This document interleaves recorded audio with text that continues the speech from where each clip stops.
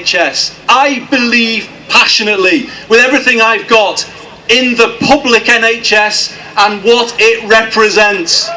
A service that puts people before profits.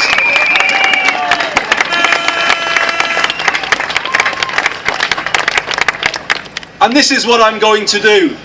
To protect that NHS, that public NHS, I will once again, as I did when I was last in government, I will make it my preferred provider of services to protect the public NHS for future generations.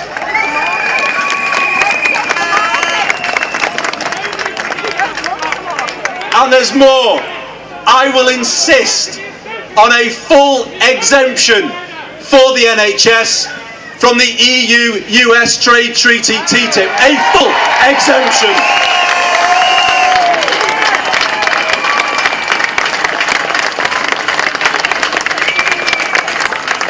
And there's one more thing that I will do. With the full support of Ed Miliband and all the Labour Party, I will repeal the Health and Social Care Act 2012.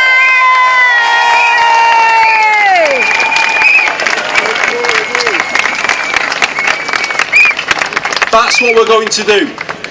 In the first Queen's speech of the next Labour government, that is what we are going to do. And it can't happen a moment too soon. We will restore the right values back to the heart of the health service that our party created. We will do that. We will put compassion above competition, integration over fragmentation, people before profits. That is what we will do.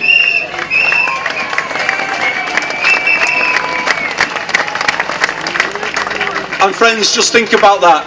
An NHS based on people before profits, the envy of the world. That is something worth fighting for, isn't it? That is worth fighting for. And you know, this government needs to see this today. The fight for the future of the NHS is happening here, right here. It's happening right now, and it will only get louder as we get closer to the next election. And it was said before by the mums. Nye Bevan said all those years ago, often quoted, that there will be an NHS for as long as there are folk with the faith to fight for it.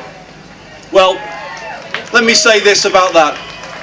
When I see these mums and these marchers, and I see what it means to them, the commitment that they've shown to this, and when I think of Anita, who I walked alongside as I joined the march on Tuesday, who had chronic COPD, and she was carrying her oxygen bottles in her walking frame as she made her way into Bedford.